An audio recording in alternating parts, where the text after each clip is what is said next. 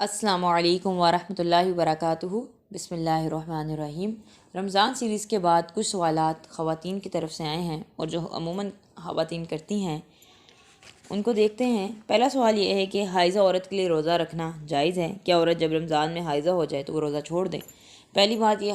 حیض ہوتا کیا ہے، یعنی اگر آپ کو حیض سمجھ نہیں آ رہا تو اس کو پیریڈز کہتے ہیں۔ اگر عورت کو پیریڈز ہو جائیں تو اسی وقت اس کا روزہ ختم ہو جائے گا اور وہ کھا پی سکتی ہے، چاہے وہ عصر کے ٹائم ہوا، چاہے وہ مغرب سے کچھ وقت پہلے ہوا۔ ہاں اگر غروب آفتاب کے بعد ہی ہوا تو پھر اس کا روزہ جو ہے مکمل ہو جائے گا، مگر اگر غروب آفتاب سے پہلے اس کو یہ ہو گیا تو پھر اس کا روزہ جو ہے وہ ختم ہو جائے گا اور وہ کھا پی سکتی ہے۔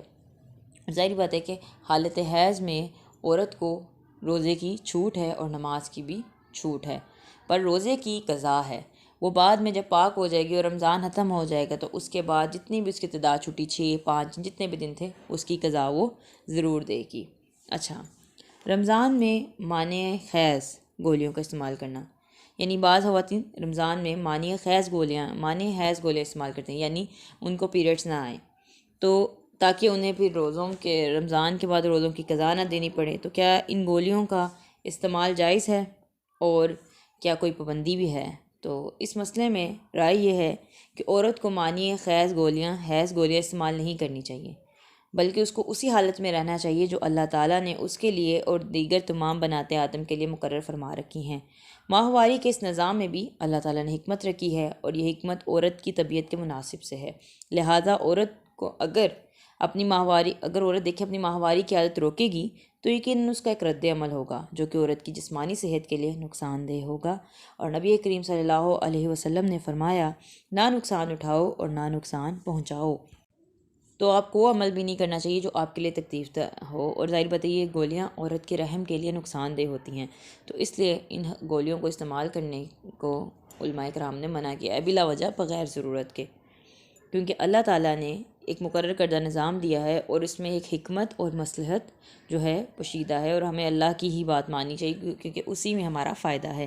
شیخ ابن عثیمین کہتے ہیں کہ عورت کو جب حیض شروع ہو جائے تو اسے نماز اور روزے سے رک جانا چاہیے، جب پاک ہو جائے تو پھر نماز اور روزہ شروع کر دے، اور جب رمضان ختم ہو جائے تو اپنے ان روزوں کی قضا دے جو حیض کی وجہ سے نہیں رکھ سکی تھی۔ اچھا، جب عورت فجر کے بعد پاک ہو، جب عورت فجر کے فوراً بعد پاک ہو تو کیا وہ اس دن کا روزہ رکھے یا نہ رکھے؟ کیا اس پر اس دن کے روزے کی قضا واجب ہے؟ جب عورت کا خون طلوع فجر کے وقت یا اس سے تھوڑی دیر پہلے بند ہو جائے تو اس کا روزہ رکھنا صحیح ہے اور فرض ادا ہو جائے گا۔ ہاں وہ غسل صبح کے وقت کرے، اور اگر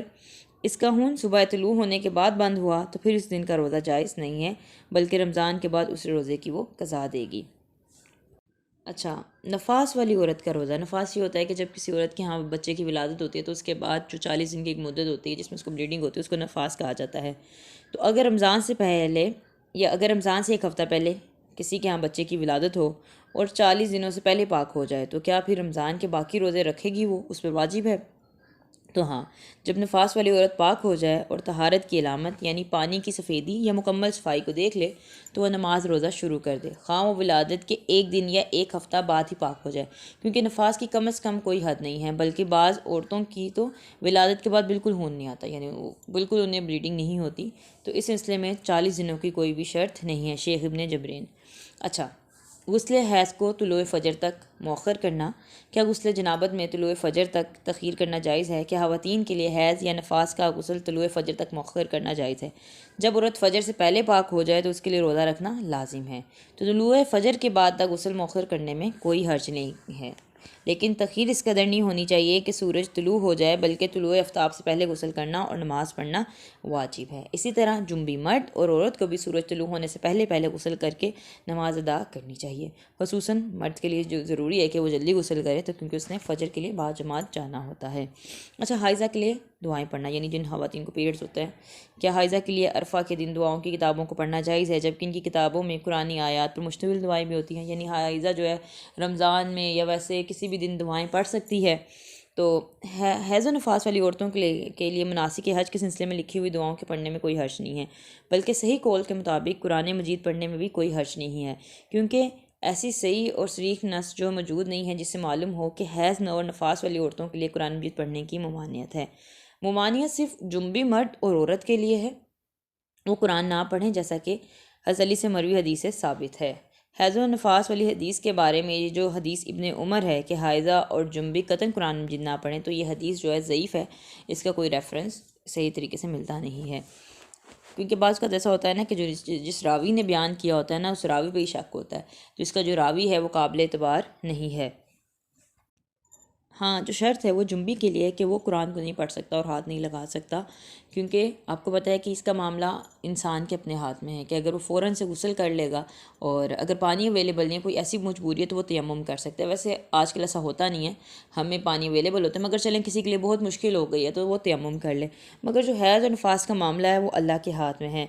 تو پھر اس کا سلسلہ بھی ایسا ہی ہے، تو اس لیے اس میں ذرا اس لیے اجازت دی گئی ہے کہ آپ اس میں پڑھ سکتے ہیں، اور چونکہ وہ دن بھی زیادہ ہوتے ہیں تو اس کو پڑھنے کا یہ نہ ہو کہ آپ قرآن پڑھیں ہی نہ تو آپ بھول جائیں، آپ دعائیں پڑھیں نہ تو آپ بھول جائیں، انسان جو ہے نسیان سے بھول جاتا ہے، اس لیے اجازت دی گئی ہے۔ جبکہ جو جنبی ہوتا ہے، تو جو حالت جنابت میں ہوتا ہے، وہ تو فوراً غسل کر سکتا ہے، اور اگر وہ تاخیر کرتا ہے تو یہ غلط ہے۔ اور ظاہر بات ہے کہ اگر وہ قرآن کو نہیں پڑھے گا، سنت کو نہیں دیکھے گا، دعاؤں کو نہیں پڑھے گا، تو وہ تو ایک بہت بڑی فضیلت سے پھر محروم رہ جائے گا۔ اس لیے حالت حیض میں آپ دعائیں پڑھ سکتے ہیں، آپ کتابیں پڑھ سکتے ہیں، آپ قرآن پڑھ سکتے ہیں، تو لہٰذا ایسی کتابوں کو پڑھنے کی تو انہیں بہت زیادہ اجازت ہے کہ جو آیات احادیث کی ملی جلی دعاؤں پر مشتمل ہوں، اور علماء کے نزدیک یہ جو قول ہے بالکل درست اور صحیح ہے، شیخ ابن باز۔ اچھا، حائضہ کے لیے کتب تفسیر کا مطالعہ۔ اچھا، جن عورت کو پیریڈز ہو جاتے ہیں تو کیا وہ تفسیر پڑھ سکتی ہیں یا پڑھا سکتی ہیں؟ تو اس میں جواب جو علماء کرام دیتے ہیں کہ جو حیض اور نفاس والی خواتین ہیں وہ کتب تفسیر کو پڑھ سکتی ہیں، بلکہ ہاتھ لگائے بغیر قرآن مجید بھی پڑھنے میں انہیں کوئی حرج نہیں ہے۔ ظاہر بات ہے کہ آپ کا عربک ٹیکسٹ کو ہاتھ نہیں لگنا چاہیے، مگر آپ قرآن پڑھ سکتے ہیں، جیسے آج کل موبائل ہے یا جدید دور ہے، یا آپ گلوز پہن لیں تو آپ قرآن کو پڑھ سکتے ہیں، کیونکہ آپ کی عربی عبارت کو ہاتھ نہیں لگنا چاہیے اگر آپ حالت حیض یا نفاس میں، مگر اس کے علاوہ آپ تلاوت بھی کر سکتے ہیں، آپ پڑھ بھی سکتے ہیں، تفسیر بھی پڑھ سکتے ہیں، کتابیں بھی پڑھ سکتے ہیں۔ مگر جنبی کے لیے یہ جو ہے یہ سخت بات ہے، یعنی اس کے لیے یہ حکم سخت ہے کہ جب تک وہ غسل نہیں کرے گا قرآن مجید نہیں پڑھ سکتا، اور اگر وہ کتب تفسیر پڑھ رہا ہے تو پھر جو قرآن والی آیات ہوں گی وہ بیچ میں سے نہیں پڑھے گا، کیونکہ حدیث سے ثابت ہے کہ رسول اللہ صلی اللہ علیہ وسلم جنابت کے سوا اور کسی وجہ سے قرآن مجید کی تلاوت سے نہیں رکتے تھے۔ سنن ابی داؤد حدیث 229 الطہارہ باب ہے۔ اور ایک روایت میں یہ الفاظ بھی ہیں کہ جنبی کو ایک آیت پڑھنے کی بھی اجازت نہیں ہے، یعنی اس کو ایک آیت بھی پڑھنے کی اجازت نہیں ملتی ہے، اور یہ روایت مسند احمد 110 کی ہے۔ اس کے بعد اگلا سوال یہ ہے کہ حیض و نفاس والی خواتین کا قرآن مجید پڑھنا،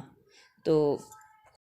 ایک سوال جو کہ خواتین کی طرف سے آیا تھا کہ انہیں قرآن مجید کی کچھ صورتیں پڑھنے کی عادت ہے رات کو، تو کیا وہ ٹھیک ہے؟ تو ان کو یہی علماء کرام نے پھر اجازت دی کہ حیض اور نفاس والی خواتین قرآن مجید کو پڑھ سکتی ہیں، ان کے لیے جائز ہے، صرف وہ قرآن کو ہاتھ نہیں لگائیں گی،